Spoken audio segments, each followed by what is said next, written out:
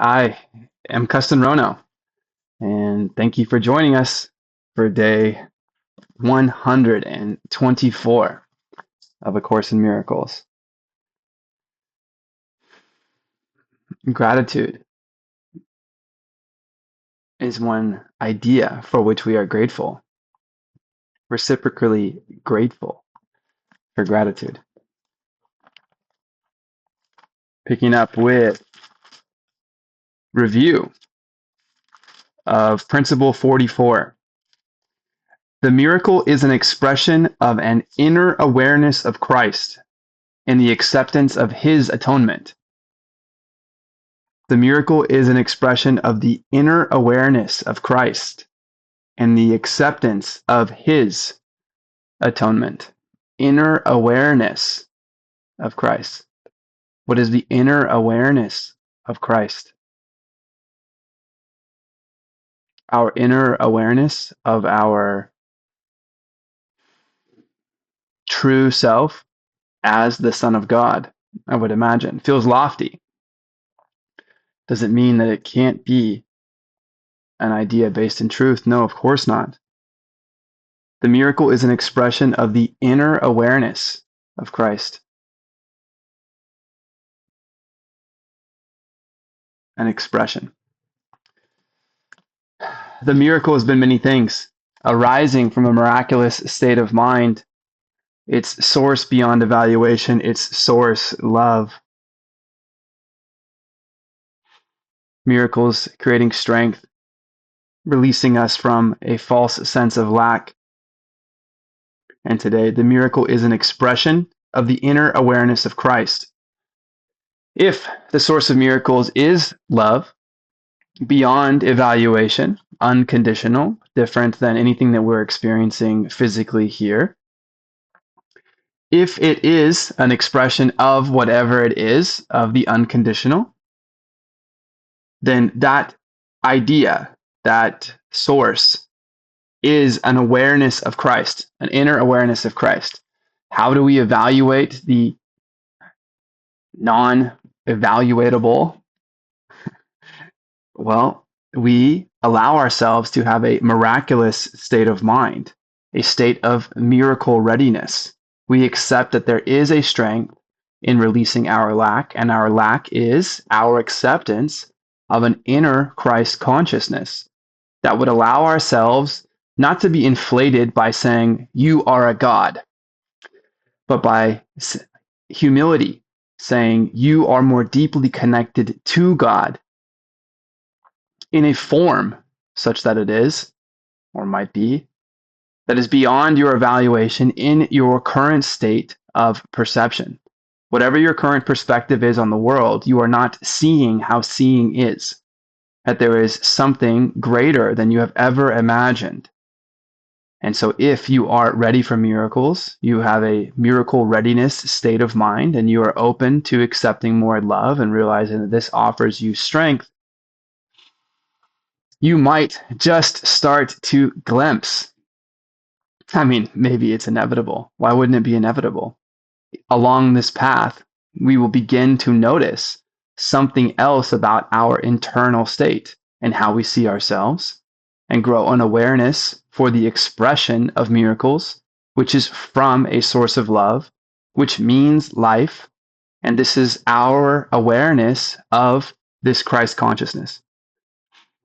The miracle is an expression of an inner awareness of Christ and the acceptance of his atonement. It requires miracle readiness. This miracle ready state of mind requires that we accept there are other ways of looking at what life is. There are other ways of perceiving what life is. There are other ways of knowing, of knowingness across time and space in the infinite of perceiving what life is. And in order to get there, we have to try it on. And we have to accept that we are excited to try this on. And eventually, I suppose, we arrive at a destination that says, oh, forgiveness is how I've gotten here. What is one of the greatest stories of forgiveness, of undoing, of atonement? It's Christ's. The miracle is an expression of an inner awareness of Christ and the acceptance of his atonement. May it be so. And may we move on and see how this lesson settles on day 124. I thank my Father for his gifts to me. Let me remember I am one with God. Let me remember I am one with God. Are you curious to whom you are announcing your desire to remember? Please repeat after me. Let me remember I am one with God. Today we will again give thanks for our identity, capital I, identity in God. Our home is safe, protection guaranteed in all we do, power and strength available to us in all our undertakings. We can fail in nothing. We can fail in nothing. Where is it that we have the ability to fail?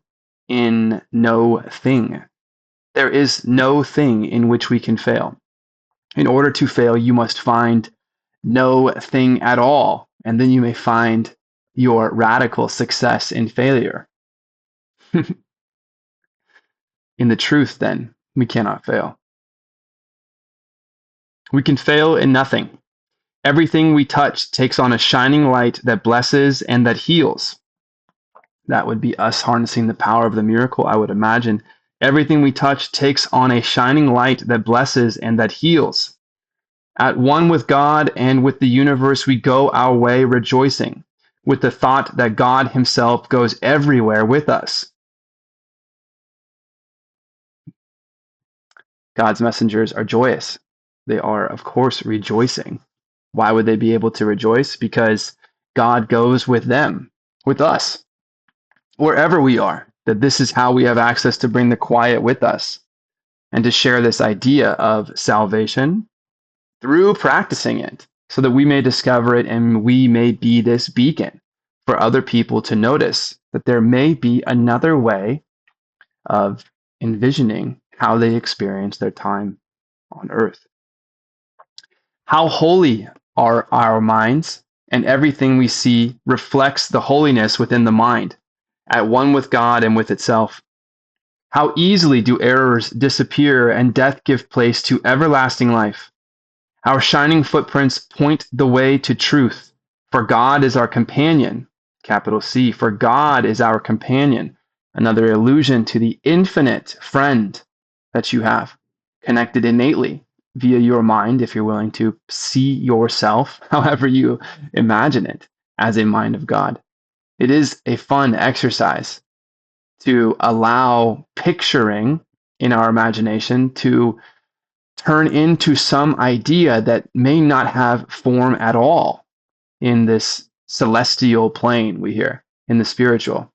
So, what is it like to picture something that we cannot picture? Well, I suppose that's what seeing is, to see truth and know truth instead. Our shining footprints point the way to truth, for God is our companion as we walk the world a little while. And those who come to follow us will recognize the way because the light we carry stays behind, yet still remains with us as we walk on. This is the multiplication idea of the truth.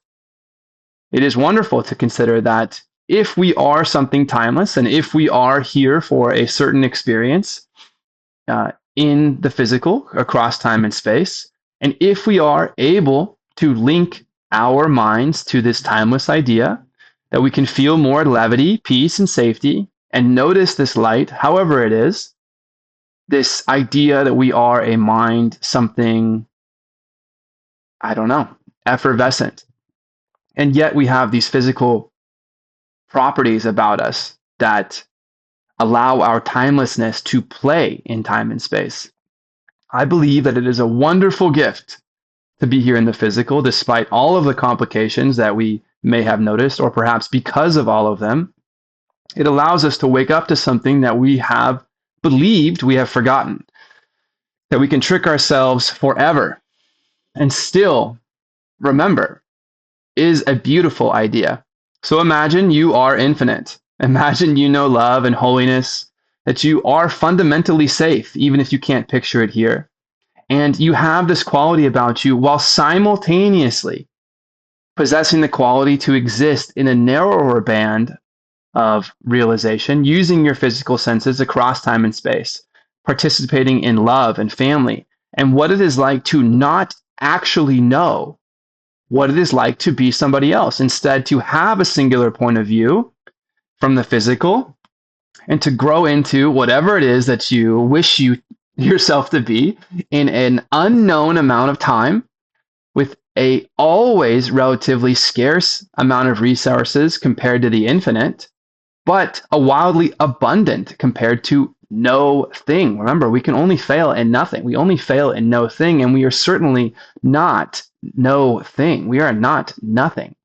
Even if we have to discover nothingness, this is the most wonderful puzzle that takes shape not by conforming it, by thinking about it just enough to give it something in our mind and then releasing what it must be as that is the requirement. How wonderful to play. It is a wonderful gift to consider that you might still live the rest of your days or any portion of them becoming closer to your connection of your mind in timelessness and wear that ease and quiet with you somewhere else in the world that demands that everything with the way that we pursue money and health and food and many other facets of life, that it would demand that everything be destroyed. And this is the lens through which people need to live life, married to their upsets, traumas, caught in a cycle of attacks, unable to truly wear the idea of forgiveness. Just the other day, we were talking about forgiveness being the light that you would recognize in someone you would call a foe, such that you would take the same light and offer it to someone you would call a friend. You wouldn't dare, of course, mix the ideas of your enemies and your loved ones. But there is something fundamentally true at the root of both people. And if it's true of both people, it's true of you. What a wonderful thing that forgiveness can be rather than just signing the contract to move on. By you say you're sorry. You say, thank you, I forgive you. These are the practices that lay us up towards some deeper meaning that each of us needs to discover for ourselves. And that is the wonderful thing. You are here, to whatever degree you notice it, to make your own monumental discovery. You are on the open ocean, sailing under the stars for new land. You are truly the first one. You are actually going to the moon. You are experiencing something that no one else has done. You are on the forefront of some new technology called consciousness that everyone in the S&P 500 wishes that they could build into a product. This is your right and your opportunity and God's will for you. This is what salvation is, I believe, at least so far. Is for you to recognize that to be here is a wonderful gift with and because of its seeming restrictions, because of the relative balance of abundance that it provides, and the opportunity to notice through our upsets and our happinesses how confused we have accidentally been, believing that we are bound to time at all. Instead, we are becoming lucid in this physical dream, not to get out of it, but to wake up and play as deeply as we may within it, to share as much love, as this is something we will be pondering for the rest of time. Beyond time itself, this will be stored in our mind and in our database. Would you like to be looking upon your life? Not that you should do so in shame in heaven, of course, but would you like to be considering your life for all of its pains and traumas? Oh, well, if none of this is meaningful, then I can do whatever I want. Do you actually discover more meaning? Or in your quiet times, are you avoiding the upsets that you feel? This is the transformational process I believe that we are all going through until we realize that I would like to give myself away. I don't know how to do that. What I've discovered in the physical material world means that giving is not the same as receiving. I might get close to karma and I might dip into ideas of fate, and we can play with games like this, but there is something about giving away what we are in the invisible once we can see it, that we realize that we are so wildly abundant, infinitely abundant, that we can't possibly give it away. And the fact that we were worried that we were going to lose something by hanging ourselves out there is recognizing our great undoing, this Christ self within us, this Son of God idea that we are connected to all minds. That the best thing that we can do is model what is taught to us in some more righteous examples. Give yourself away to the poor. Do you need to be destitute and sick in the street, unable to provide for your own family? I do not believe that that is ultimately the message. However, part of it might be that in your perceived lack, if you realize that you are still being provided for in experience with God, you recognize that there is something about this action that is not depleting. In fact, it's rejuvenating. You're carrying less load while still being provided for by God. How deeply can we allow ourselves to melt into this idea? Melt, I mean like remove our idea of our requirement of our form, such that it is. How do we model giving ourselves away to those less fortunate? Remember, the miracle is a healing act of love from someone who temporarily has more to someone who temporarily has less. It's a great equalizer of whatever there is, and it has to come from your internal state of miracle readiness. This is not the same as a socialist idea, a communist idea of making sure that everyone has the same, calling it equity, when everyone has lack. That is not the fullness of the characteristic of miracles. Miracles are defined, are perceived through their wholeness, after all. So it is a great giving. And in this giving, somehow we realize that we are receiving more of whatever it is that we are in this invisible plane. And through the action of giving, we simultaneously become fuller. Well, what are we becoming fuller with? I believe fuller with awareness that we are already full. You are worthy, powerful, abundant, complete. Please hear me. You are worthy, powerful, abundant, and complete. And no matter what you're doing, no matter what the bank account says, no matter how busy you are, nothing is changing the reality that of the invisible of whatever you are, as you are looking at your bank account, as you are late for whatever it is that you believe you had to be there, because that way you know for sure it'll work out how you want. Whatever it is that you are in all of those moments is worthy, powerful, abundant, and complete. It is in this invisible realm that you have access to this idea that you may carry forward with you everywhere you go. Let me remember I am one with God. I'll leave it there.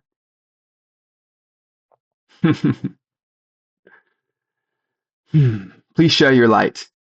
Please notice your light by sharing your light.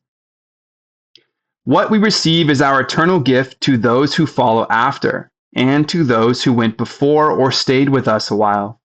And God, who loves us with the equal love in which we were created, smiles on us and offers us the happiness we gave. Today, we will not doubt his love for us, nor question his protection and care. No meaningless anxieties can come between our faith and our awareness of his presence, capital P. We're talking about the innate, formless, timeless, infinite presence of companionship. We are one with him today in recognition and remembrance. We feel him in our hearts. Our minds contain his thoughts. Our words behold his loveliness in all we look upon. Today we see only the loving and the lovable. We see it in appearances of pain, and pain gives way to peace. We see it in the frantic, in the sad and the distressed, the lonely and afraid, who are restored to the tranquility and peace of mind in which they were created. And we see it in the dying and the dead as well, restoring them to life. All this we see because we saw it first within ourselves.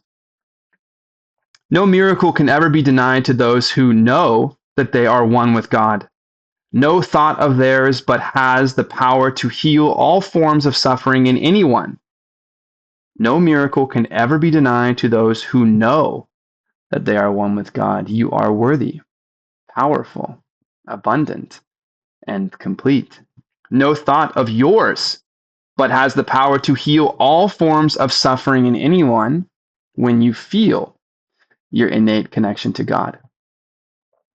In times gone by and times as yet to come, as easily as in the ones who walk beside them now, that is, in all of those times,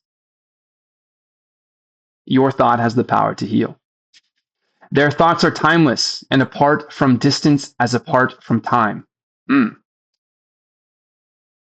No miracle can ever be denied to those who know that they are one with God. No thought of theirs but has the power to heal all forms of suffering in anyone. Their thoughts are timeless and apart from distance as apart from time.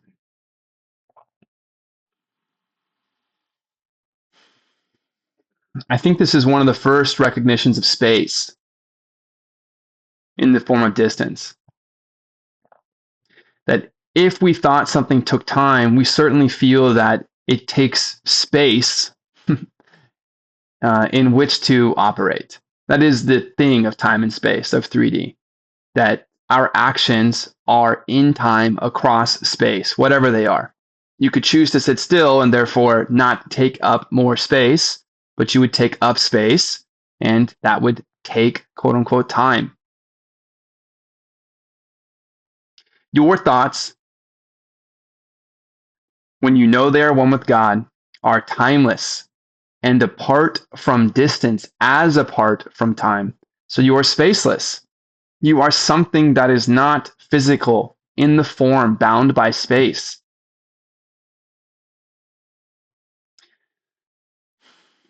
This is slightly new for me in that a meditative space can feel timeless, but I have thought it is also infinitely spacious.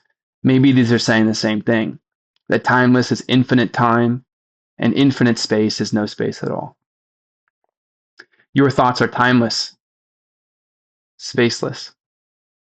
We join in this awareness as we say that we are one with God. For in these words we say as well that we are saved and healed, that we can save and heal accordingly. We have accepted and we now would give. For we would keep the gifts our Father gave. Today we would experience ourselves at one with Him so that the world may share our recognition of reality.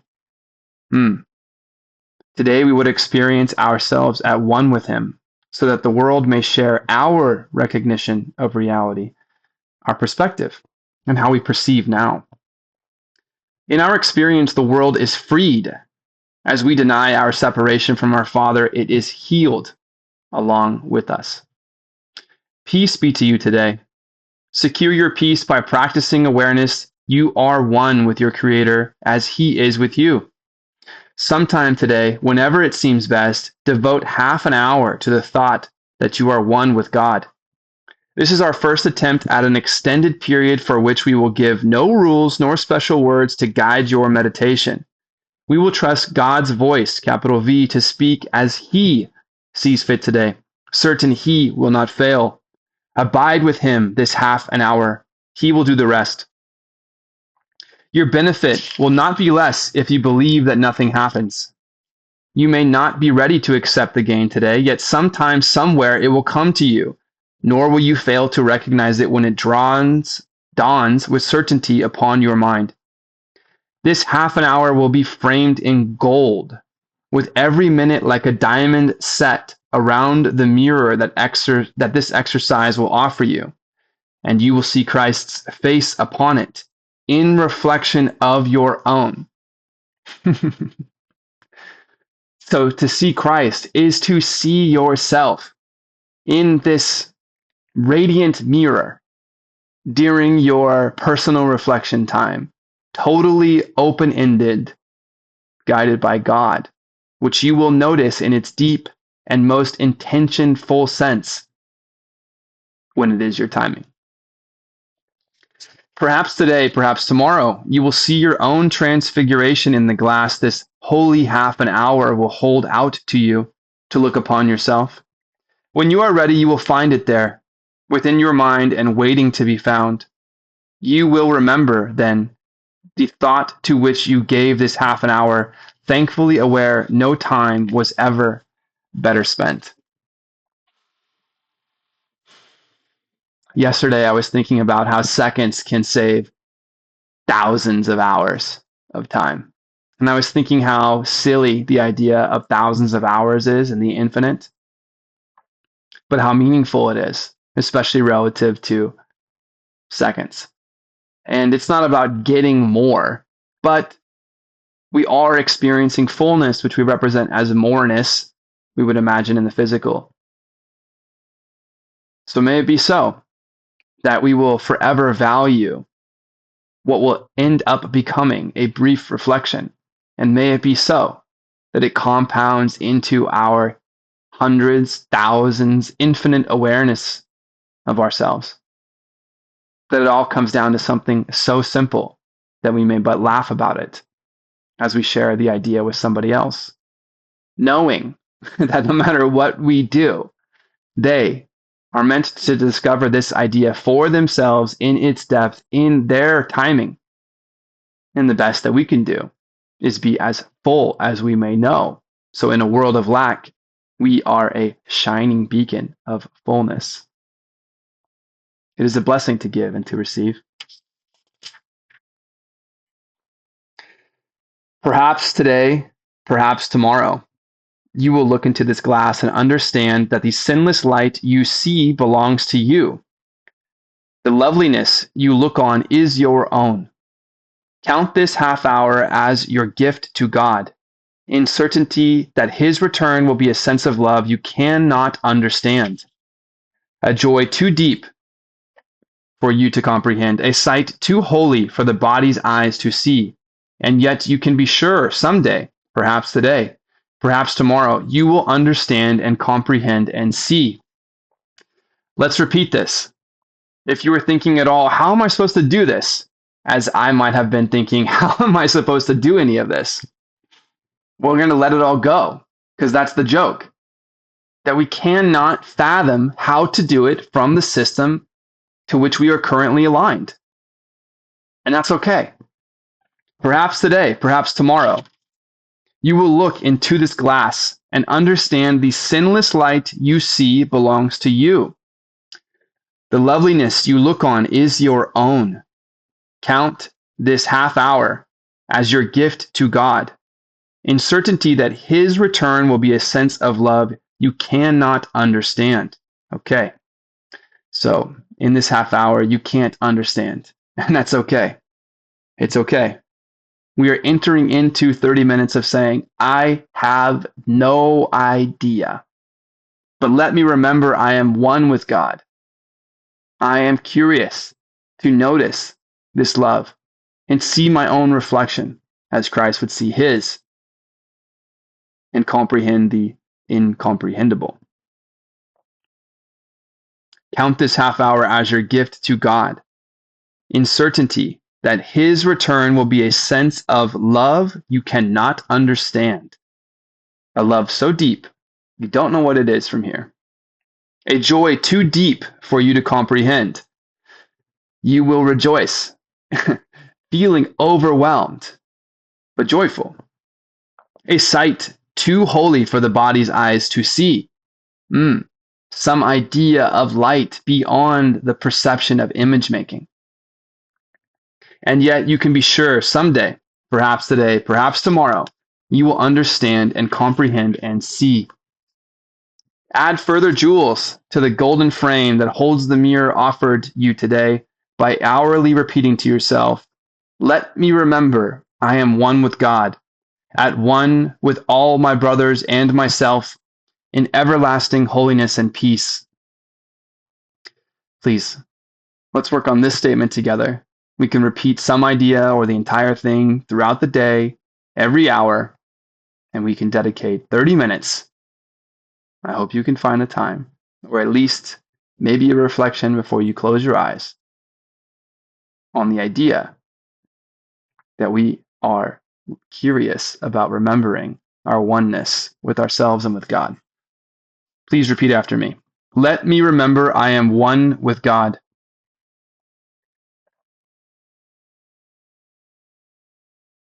At one with all my brothers and myself.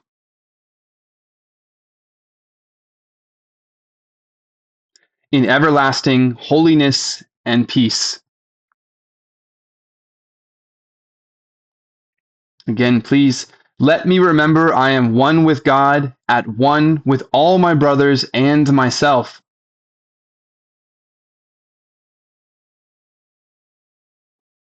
In everlasting holiness and peace.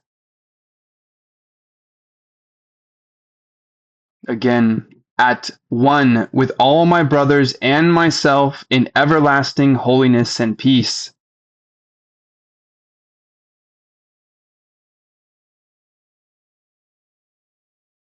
Let me remember I am one with God.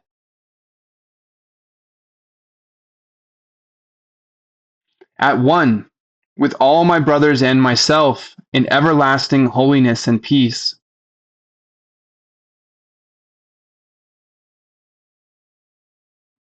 And finally, together, let me remember I am one with God, at one with all my brothers and myself in everlasting holiness and peace.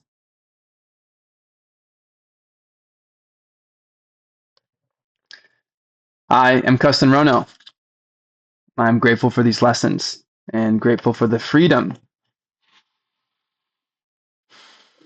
to notice my own love and self in this life. Thank you for the permission to simply sit with the curiosity to remember my oneness with God. Please enjoy your meditation. I will see you tomorrow.